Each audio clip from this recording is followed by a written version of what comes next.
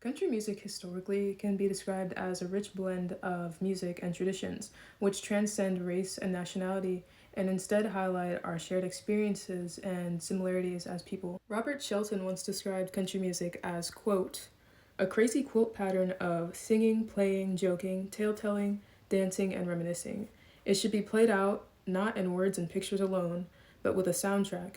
That soundtrack would have some of the most beautiful melodies and some of the roughest sounds in American music, unquote. Traditional folk songs and ballads moved away from the mountains and the rural countryside and into Nashville, Tennessee, which became known as the capital of folk music, which was used kind of as an umbrella term at the time up until like the mid 1950s to include country music and hillbilly music. And we'll discuss that in another episode. Vaudeville, minstrel shows, and medicine shows actually set the tone for the country music industry in Nashville. Fun fact, the banjo actually came to America with African slaves and it was popularized in minstrel shows of the late 19th century. Minstrel shows, and you may or may not already know this, but they were inherently racist. They revolved around the dehumanization of black people and portrayed black people as caricatures.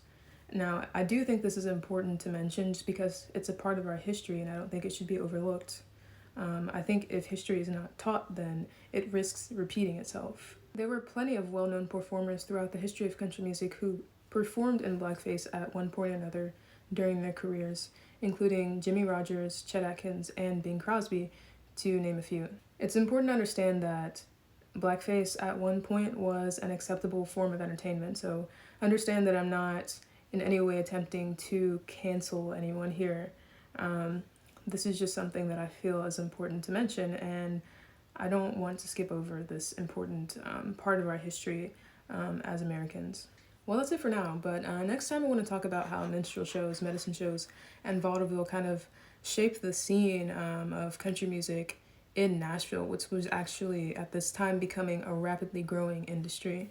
You know the drill, stay sexy, stay country, and be sure to follow me on my other platforms and support me. Love you guys.